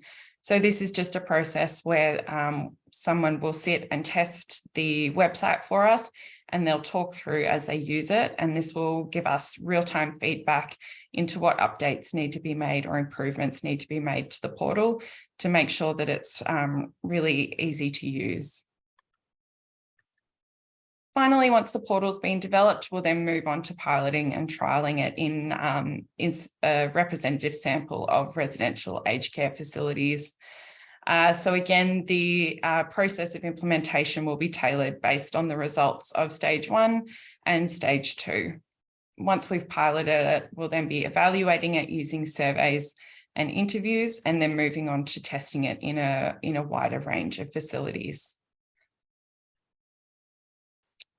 So if you'd like to learn more about the NISPAC project or to keep up with what we're doing, you can visit our website at www.nispac.site, and we're also on Twitter.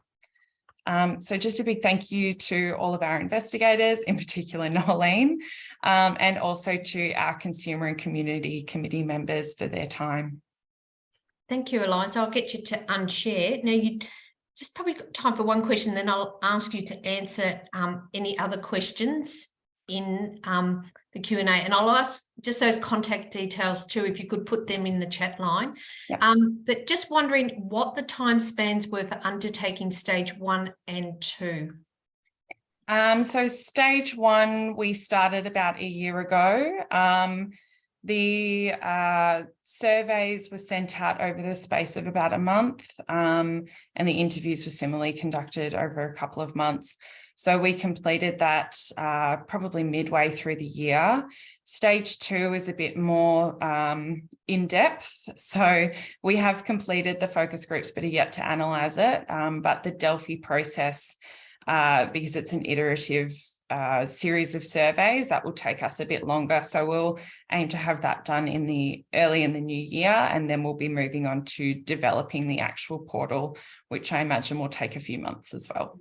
So that Delphi survey you talk about, is that looking at definitions like the McGear definitions? I'm sure everyone knows about them. So looking at the applicability, for example, of them to Australian aged care facilities. That's right. So trying to look at them in the context of Australia and see, are those widely used definitions, are they actually appropriate for the Australian context? Oh, fantastic. Thanks, Eliza. Again, I'll get you to have a look at the Q&As and just answer and contact details in the chat line, please. Yeah. Thank you. Vincent, if I can get you to share your screen, please. So Vincent Ng is a clinical pharmacist at Alfred Health who has been supporting the Victorian COVID Therapies Helpline since its inception in May 2022. This service assists the GPs across the state to prescribe COVID-19 antivirals safely, effectively, and in line with PBS requirements. Recently, this service was expanded to also support GPs working in Tasmania. Thank you, Vincent. Thank you so much, Noleen, for the introduction, and thank you to NCAS for having me today. So I am talking about COVID-19 antiviral use for residents today. I'm really glad that this topic was picked because, as we proceed through further waves of COVID, these medications are going to be used more and more. And as a type of antimicrobial, I think it's important we really think about them as well and don't forget them, and just focus on the antibiotics. I want to just acknowledge the rest of the COVID therapy helpline team, particularly Ming Yap, who is in charge of the service here at the Alfred, just for their help with the data and some of the slides today. Just a few quick disclaimers though, before I start. So my experience mostly is with hospital pharmacy. And so I haven't worked in aged care before, but hopefully I'll be able to provide some good take-home messages for those working in aged care. And also my experience on the helpline is primarily for clients and healthcare workers in Victoria. So there will be context from the other states that I may not be as across. So just a few caveats there. So today I'll be talking about a few things, a bit of a lightning talk. I'm just going to, for background, cover the role of COVID-19 antivirals and their considerations in aged care. I'll talk a little bit about my experience of working on the helpline and hopefully provide some practical reflections that may hopefully be helpful for those who currently work in aged care. I really want to make a case that we can look at COVID-19 antiviral management through the AMS lens, and that we really should be applying the same AMS principles to these treatments. And so if there's one thing that we can take home today is that we should really be thinking about stewardship for these antimicrobials. So in the community, there's really two main options for COVID-19 antivirals that we are currently using. And so that's Paxlovid brand and Lagevrio brand. And so that's for nirmatrelvir ritonavir combination and molnupiravir as a second agent. So I'll be using these sort of intermittently and interchangeably, but they're the two antivirals that we currently use in the community. And because they're quite expensive, the main access route is really via the PBS, although we can also access them through the National Medicine Stockpile as well through the state-based secondary care system as well. So what I'd like to emphasize is really that these antivirals are used to treat COVID-19 positive patients. They're generally for patients who are symptomatic, unless they're aged over 70, in which case they don't need to be symptomatic to be eligible for this therapy. The place in therapy is in the early course of the disease. So in the case of these two antivirals, it's really within the first 5 days of symptom onset, or in the case if you're over 70, 5 days from testing positive. And what's really important is that these treatments are, the role of them in therapy is to prevent disease progression. So not so much about symptom resolution and things like that, it's really about preventing the progression to hospitalization or death, which can sometimes happen further down the track. And so a common conversation that I have on the helpline is, oh, my resident or my patient's actually feeling quite well, they're only quite mild in symptoms, do I even need to prescribe these? And what we really should be reinforcing is that if they're eligible, if they're at risk of that disease progression, then we should be using these antivirals as much as possible. There are some special populations, which I don't really want to go to, and other treatments like remdesivir IV, either in sort of hospital and home outpatient type settings, or Evusheld, which is pre-exposure prophylaxis. But just to be mindful that if you've got someone with immunocompromise or other things like that, to be really thinking about the niche treatments that might be beneficial for them as well. But I won't touch on them today. So the reason we use the two main antivirals I'm talking about today, so that's the nirmatrelvir ritonavir combination and molnupiravir, is really based on these two trials here. And so both of these antivirals have been shown to reduce the risk of hospitalization and death. And so these trials have been used in outpatients, so non-hospitalized patients with mild COVID-19 who are at risk of disease progression. And so I've shown the risk factors that they've used in the trials here, which are quite fairly similar between the two trials. And also you can see some similarities with the eligibility criteria that we use here at the PBS and through the National Medicine Stockpile. What we do see is with the nirmatrelvir ritonavir combination is that there's about 89% relative risk reduction in hospitalization and all-cause death. And for molnupiravir, there is about a 31% relative risk reduction. And so although there's not really any head-to-head trials that I'm aware of, the approach that we've mostly taken is to really use Paxlovid or the nirmatrelvir-ritonavir combination first line, because it does, for the time being, have that better data. So you probably think, oh, it's probably quite simple then, we just give everyone Paxlovid, but in reality, it's really not as simple as that. You do end up having to weigh up a lot of things, which is why I think the idea of stewardship and a lot of those sort of recommendations that we see in the AMS recommendations for aged care really do apply. So what choosing an antiviral really looks like in practice is you're weighing up a lot of things for your individual resident or patient. So you're weighing up what we know and what we think is a difference in efficacy between the two antiviral agents. It's really important to note that Paxlovid or the nirmatrelvir-ritonavir combination does have significant drug interactions. So we need to weigh up what the risk of those drug interactions are with this supposed improved efficacy, but also what the risk of any changes we make to their medications in response to mitigating these drug interactions might be. So it's not just the risk of the drug interactions. If we're having to adjust the regular medications to account for that drug interaction, that in itself is something we need to sort of risk assess as well. And a lot of the time, because of these medicines being new, the quality of evidence supporting the drug interactions and information and guidance around managing those drug interactions might actually be quite sparse. And so we often need to take that into account as well. There are contraindications for these medicines. And so kidney function is an important thing, and that needs to be taken into account, but also thinking about the individual risk of the patient for COVID disease progression. And so if you've got someone who has less risk factors versus someone, say, who might be quite severely immunosuppressed, the emphasis you might place on what to emphasize in terms of choosing the treatment versus risk mitigating with destabilizing their existing therapy is going to be relevant as well. There are practical considerations. So particularly if we're thinking about making temporary changes to their regular medications if we're starting Paxlovid. So often with drug interactions, changes might need to be made for about 8 days. And so what does that mean for that resident or the patient? You know, do they currently use a dosette box? Are they getting Webster packs? Are they going to be cognitively able to manage those temporary changes? Is there someone able to support them through them? Is it going to require a new prescription? And this is all potentially from isolation as well. And so sometimes there are practical considerations that really do affect what we decide to do. And so really what I'm trying to say is that really needs to be patient-centered. You know, we need to be making individualized risk assessments on a case-by-case basis. And also we need to take into account what's important to the patient as well. And so shared informed decision-making with the resident or patient and their family is particularly important. Just to illustrate that example, this is a screenshot of the guidance from the University of Liverpool Drug Interaction Checker about what you can do when you're prescribing Paxlovid with the Apixaban. And as you can see there, it says that the drug interaction management can be complex. And you know, if you look through the fine text, there's all these different situations about different dosages, different situations. And so, you know, there's really not one size fits all. You know, your patient might be on Apixaban for a range of reasons.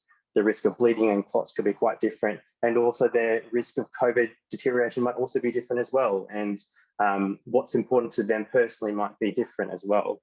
So just to illustrate that, sometimes it does really require a bit of planning and shared decision making. So these are the things I think are particularly relevant to think about for aged care and residential care. So the first thing I like to think about is the fact that a lot of these residents are on a lot of medicines. And so polypharmacy is important. And as I've spoken about drug interactions, that's of course paramount in terms of making sure that we're across that and have adequate information about their medication regimen and thinking about drug interaction. Renal impairment is going to be more common in this population as well. So that's particularly important, especially when we're talking about Paxlovid. So that's nirmatrelvir-ritonavir combination.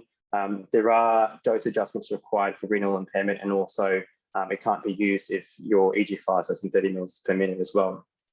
Low body weight is often going to be more common in our residential aged care residents as well. That will also impact on your assessment of renal function, which is important, but also there are sometimes contraindications. So for example, for Paxlovid, there is a contraindication for use in adults less than 40 kilos. So that's something we need to be particularly careful about in this population.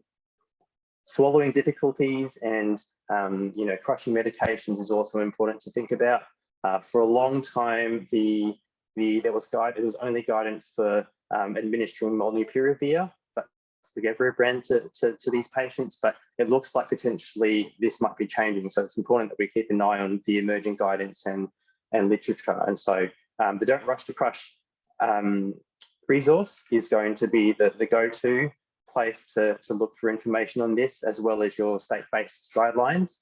But there may be changes in terms of the guidance for Paxlovid coming up, so do watch this space. Just a point about eligibility, it's generally probably going to be, most residents are going to be eligible, but just a reminder, even if they're not over the age of 70, really any person in residential aged care will be eligible for antivirals. So it's not just the elderly patients. So it's important to think about that. I guess in terms of an outbreak situation, you might have potentially a younger resident who is asymptomatic, which might not technically fit the PBS criteria, but it's important to think about what the National Medicine Stockpile criteria is for outbreak situations, and to make sure that the residents are accessing antivirals where it's beneficial. So I know in Victoria we have eligibility for outbreak situations as well, so do be mindful of that. And also important to monitor for adverse effects. So there are going to be risks of nausea and things like that, and that could be particularly prone in this age population as well. So just a little bit about the service that I had the opportunity to work with for a couple of months this year. So this service was launched in May this year, and as Noleen mentioned, we now service Victoria and Tasmania. The primary purpose of this service is really to assist with the navigation of the eligibility criteria, which for a long time was changing quite frequently, and to support the safe and optimal use of Paxlovid. Since then, we've taken about 1,700 calls, and the most common reasons for calls is around drug interaction management, eligibility, and also just giving advice on the best choice of agent to provide. So if I reflect on my time at the service, I think the top tips I would think about suggesting to the audience is really to plan ahead, because it's such a time critical thing in terms of having to prescribe this within 5 days of symptom onset. Often it can be quite a bit of a flurry of activity trying to go through all their medications and plan for the antiviral plan if it's caught quite late. So it's important to plan ahead so that we know what we're trying to do and have those discussions well in advance, so that we can give our residents the best treatment as per the individual situation and also what's important to them. Having an accurate and accessible medications, this is particularly important. I guess residential aged care facilities probably do have a little bit more information here than maybe the rest of the population, but it's important to particularly think about transitions of care and making sure that there's medication reconciliation done. And if there's been changes from those transitions of care, to maybe reassess some of those antiviral plans in case things have changed. The other thing often I get asked about is what drug interaction resources can be used in primary care. Sometimes primary care may not have this access to the same resources that we have in hospital. So usually I would suggest, in terms of the first go-to, would be the University of Liverpool COVID-19 drug interaction checker. If medication's not on that list, sometimes you can also use the HIV drug interaction checker and check that medication against ritonavir. That can be helpful. And then probably the third place I'd go to would be NIMS as well, because there are specific, so the product information where there's specific sections around drug interactions and things like that.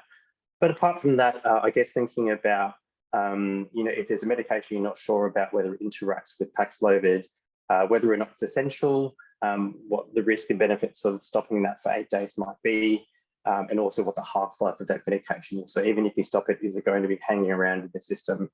And it's always useful to also think about utilising the pharmacy resources as well at your disposal, whether it's the pharmacist embedded in your GP practice, a local community pharmacy, or your local regional medicines information centre as well. So I think those would be my top tips when I think about the types of calls that we've been receiving over the last couple of months. So I really do think that what a lot of the stewardship messages that have been coming out with aged care really do apply to COVID-19 antivirals as well. So I've taken some of the recommendations on the right and tried to sort of apply that to what I think the antiviral context is. And so one of the main things is around access to evidence-based assessment tools and guidelines. And so these are the sorts of things that we want to have our staff familiar with, know how to access and to be proactively using. And so that's the eligibility criteria on the PBS and in the National Medicine Stockpile and paperwork, state-based procedures and guidelines, and they will vary probably from state to state. If there's concurrent bacterial infections, obviously, as per what we've been hearing from the policymakers and the main advocates for antimicrobial stewardship, sort of evidence-based guidelines such as ETG, it's all incredibly important to make sure our residents get the best care possible. Reviewing antimicrobial prescribing is also important even when it comes to COVID-19 antivirals. As I said before, these are really meant to be for mild disease. And so if their condition deteriorates, we really need to be thinking about whether their care needs to be escalated and whether that needs to be reassessed, whether it's still appropriate. And as I said, with adverse effects is quite important as well. We do occasionally see people who have had, particularly bad vomiting or reduced oral intake as a result of side effects from the medications. It's important that we actually, reassess how we manage them to make sure that they're still getting optimal care. Documentation, as always, is important, particularly if we're running plans with antivirals, exactly what the indication for that is, what the duration is, what the purpose of it is, and what the reviewed parameters are. So that's exactly the same sorts of things that I think we've been saying for antibiotic therapy in aged care. Microbiological testing is particularly, I think, an important point, particularly where it's time sensitive. So if we don't catch these COVID positive residents in a timely manner, then we might miss the window for these therapies. And so timely COVID-19 testing for residents who might be showing symptoms that are consistent or might be at risk is important.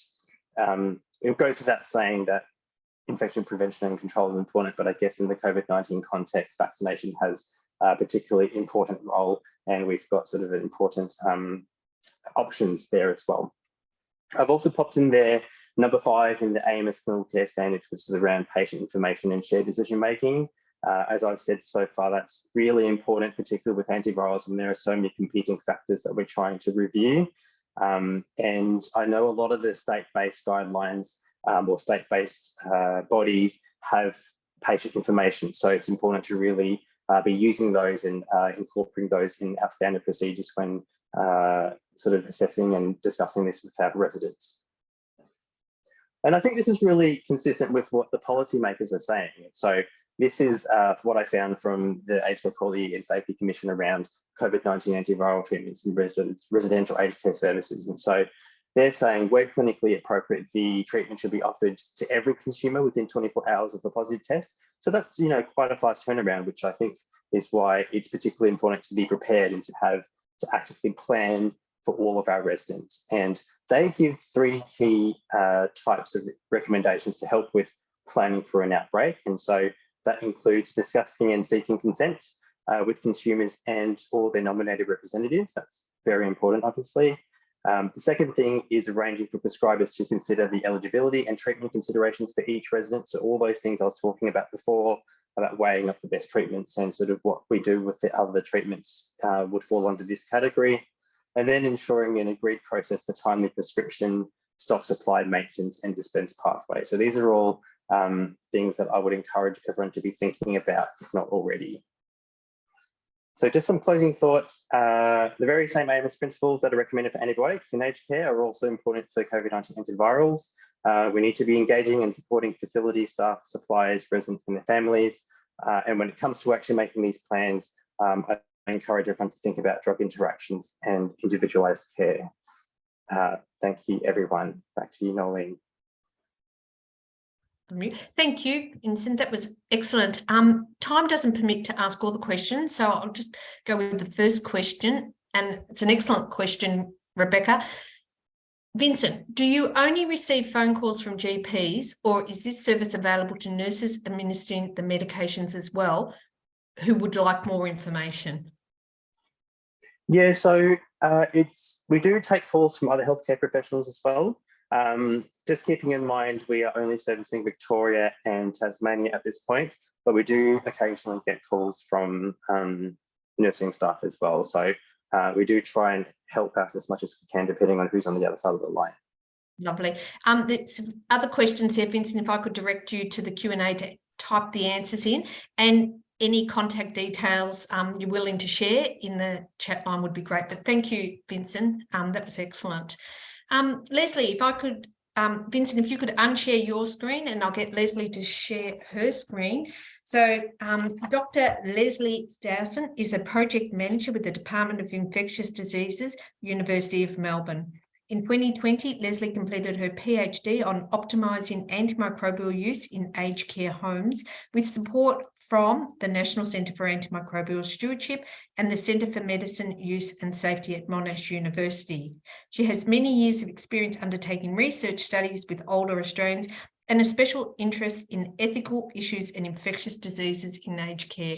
Thank you, Leslie. Thank you very much for the invitation to present today. I'm going to present a narrative today, a story using the words of aged care workers talking about their experiences with families as equal partners in care during the COVID-19 pandemic. The point of this presentation is really to talk about the current conditions in aged care and how this might impact on AMS initiatives. Oops, sorry. The work was funded by the Peter Doherty Institute for Infection and Immunity, and my fellow co-researcher there, some of whom are also joined today, Lyn-Li, Noleen, and Arjun. And I guess before I start, I really do want to pay tribute to all the aged care workers who are online today or wherever they may be. As this enrolled nurse in our project has stated, it's not your everyday sort of job. It's extremely challenging, even in the best of circumstances, and what you all have been through in the last several years and are continuing to face day in, day out is nothing short of heroic, in my opinion. So this was my PhD that I handed in December of 2019. And one of the things that we found during my study was that what was needed for further solutions and guidance in this area was that it was really important to identify and provide resources required for residents and families to feel confident about the care that's being delivered in Australian aged care homes. As one of my participants in my PhD studies told me, is that if a family member wants an antibiotic for their relative, that antibiotic will be given, particularly in prescribing towards the end of life. It is also the case that for just in case prescribing, in particular, that this really can't be addressed without addressing underlying anxieties about resident care. There's a psychological element to AMS, and all the partners in care need to be confident in order to adhere to AMS principles. So that was in 2019. And of course, what we know happened after 2019 was that the pandemic hit. I don't need to tell everybody here, I'm sure you all know that resident aged care has been especially impacted by the COVID-19 pandemic. Victorian aged care homes were severely impacted in the winter of 2020 from July prior to widespread vaccinations. There were 381 linked deaths recorded at the 30th of August in 2020. So that's really just over those 2-month period. The last data I had to look up with regards to aged care links death Australia-wide, it was just over 3,700 as of August of this year. What was unique about the situation in Victoria in the winter of 2020 was the establishment of the Victorian Aged Care Response Centre that was established by the Commonwealth on the 27th of July as a partnership with the Victorian government in response to the threat of COVID-19. And at the time, there were 60 aged care homes in Victoria. that had an outbreak. Recent data says that there is 119, the last data that was reported, again, Australia-wide. And one of the reasons why VAC was established was because there was identified the need for single site support. So there were a handful of very high mortality outbreaks where their operations were temporarily taken over by local hospitals, coordinated by VAC. And this protocol was really written with the aim of trying to capture the Victorian residential aged care experience in the winter of 2020. But because we had some delays in our ethics, it meant that the collection did not actually start until February of this year. And as a consequence, the COVID-19 Omicron variant epidemic is also captured in our data. The protocol was written with 2 Victorian aged care personal care attendants. We did demographic surveys and a quality semi-structured interview over Zoom. The transcripts were written verbatim, and then they've been analyzed, looking for behaviors to understand understanding infection prevention control behaviors. Our sample is, we have 11 registered nurses, 3 enrolled nurses, 1 PCA, a geriatrician, and a GP. They all worked in residential aged care at some time between March and December of 2020. They are sampled from around Melbourne, regional and rural Victoria. They're both in government operated, non-for-profit and privately operated aged care homes.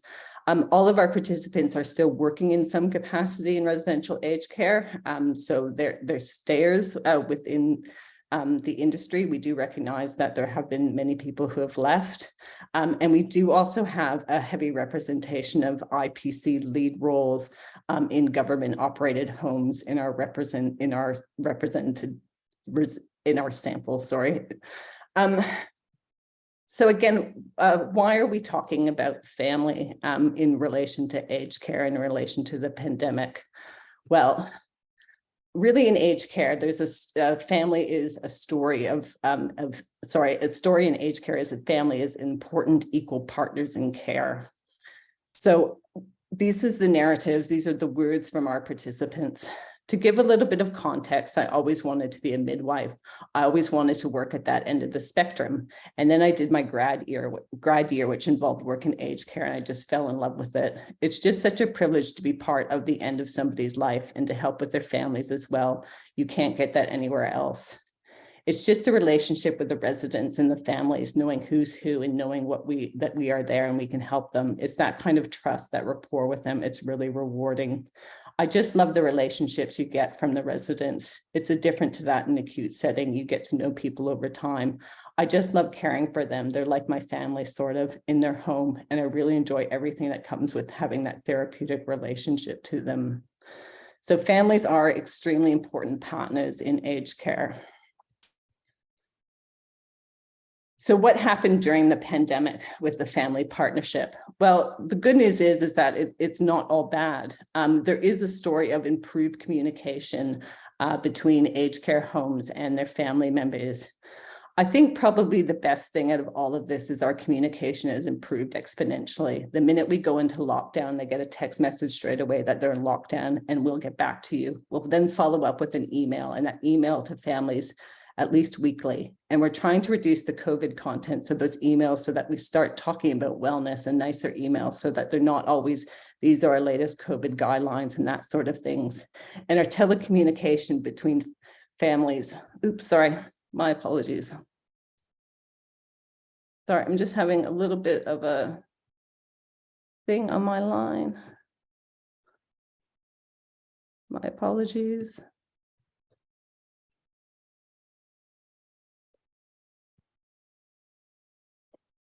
Sorry, our telecommunication between families, again, sorry, my apologies again, my screen has just gone a bit funny. Our telecommunication between families has improved hugely, which is really, really good with the resident relative meetings. A lot of them Zoom into those meetings and they'll stay online to talk to their loved ones afterwards. So those things are really great. I suppose that's extra for some of our staff as well, because a lot of our staff are also older and they're not that savvy around social media and that. So they have to they have to up their social media skills, because now the residents are saying, I want to get on Facebook or I want to FaceTime with my family. And so that has been a bit of a challenge as well. So there's really been opportunities during COVID to improve the relationship and to improve communication with family members. But then there's also a story of occasions when communication has become stifled.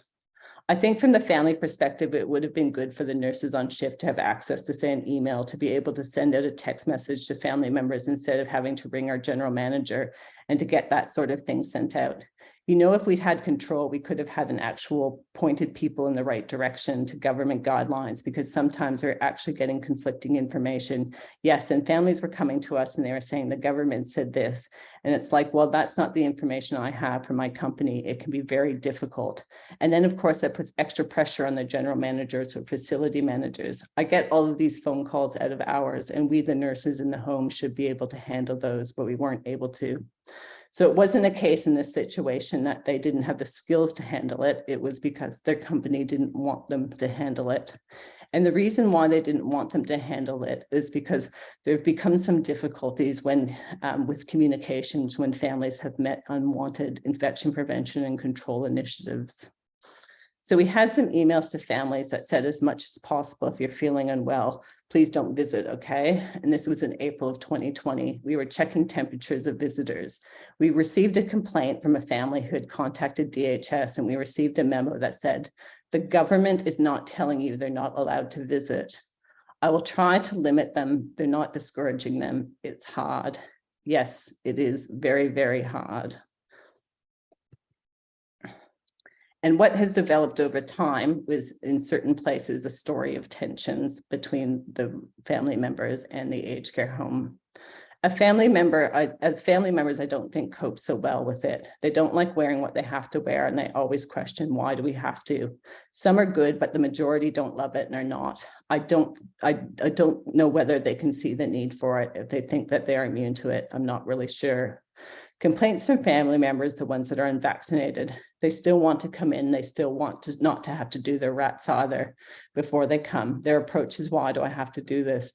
I shouldn't have to do any of this. And we just talk about, you know, we're trying to keep your residents safe, your loved ones safe, as well as other people here. And they're the ones that we have the most complaints from. And unfortunately, a story of tension occasionally spills over into abuse. There was one family member refusing it. He was abusive with that rat. He was just pouring out his anger, and he was pouring it at us. And the men were yelling, don't be silly, show us the bodies, show us the bodies. And I'm saying, I'll call the police. And I guess we have to ask a question about, why would family members then become so frustrated with the situation in aged care that they might become abusive? And of course, everybody who works in aged care understands what it is like to work in the system.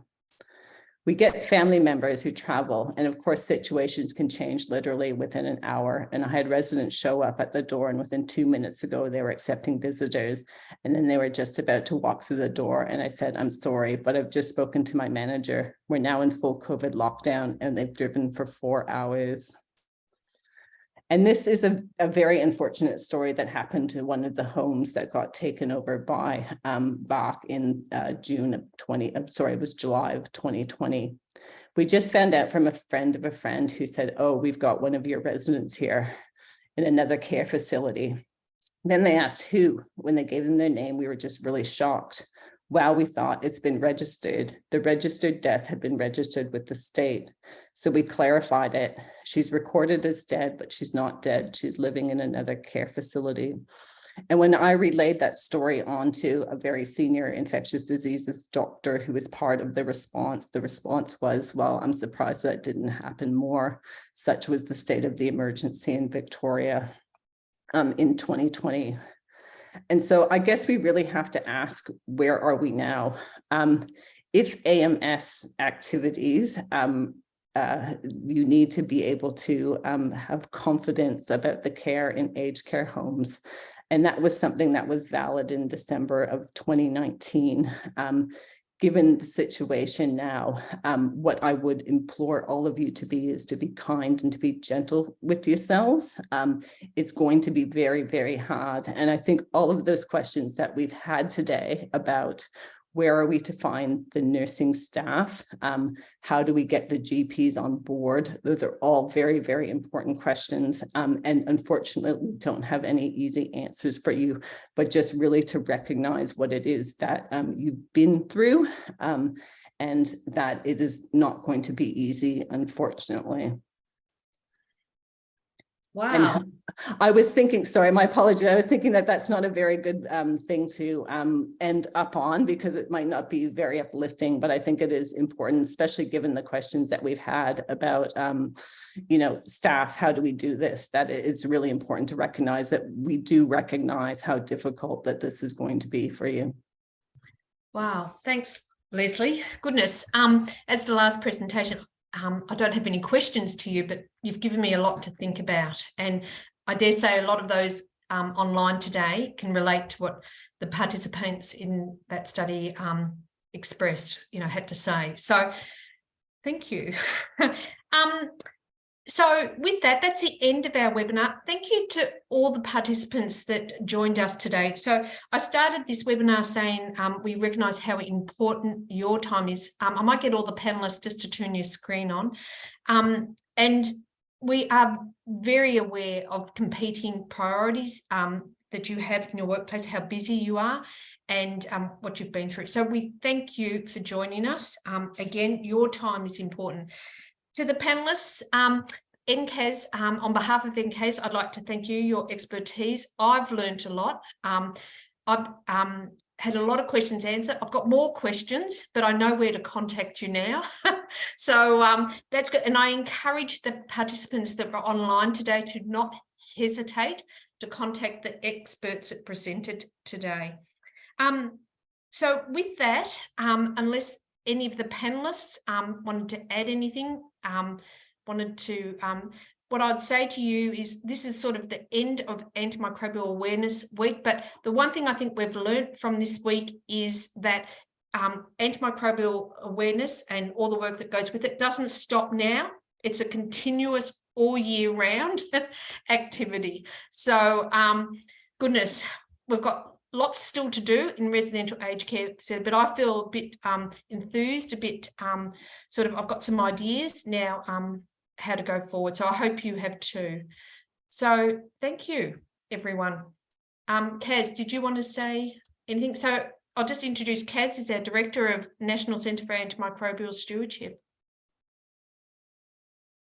Thank you, Noleen. Again, it's been a fabulous program, and I've also met the start of it, so I look forward to watching it. But I did want to say to everyone online, you know, we know and feel your pain and the challenges, and really it's going to take a top-down and bottom-up approach. And so I hand on heart, I can tell you that we are working very, very hard to make sure that all levels of government recognise the resources and structures, infrastructures that need to be built out to support the aged care sector in actually delivering quality care, not just qualities of medicines, but quality care. And we will continue to progress that work. And some of the people on the call today are really integral to that. And I think it's a really good community of practice and learning health community that we're pushing forward, and we will get there. But there needs to be strong engagement from the primary care sector, particularly GPs. And how they're going to interact. I think that's been every year we hear that point. But yes, we need to be all working together at all sectors. Yeah, absolutely. Thanks, Kaz. Agree wholeheartedly. So we'll leave it. Oh, sorry, I'd be cross with myself if I got online and didn't thank Arjun and Courtney in the background. These are our champions in the background. I can't begin to tell you how hard they've worked this week to bring the Antimicrobial Awareness Week to you. So thank you, Arjun and Courtney. My goodness, what would we do without you? Okay. Thank Indeed. you to me and the NCAS team and Noleen and the speakers today. Thank you for your amazing presentations and your wonderful interactions with the audience. I think a lot of information was shared. There have been a few questions about the recording. The recording will be published on the website soon. So if you'd like to come back to that, I have the link in the chat if you could save that. So thanks, everyone. Thanks, Noleen. Thank you. See you next time. Bye-bye.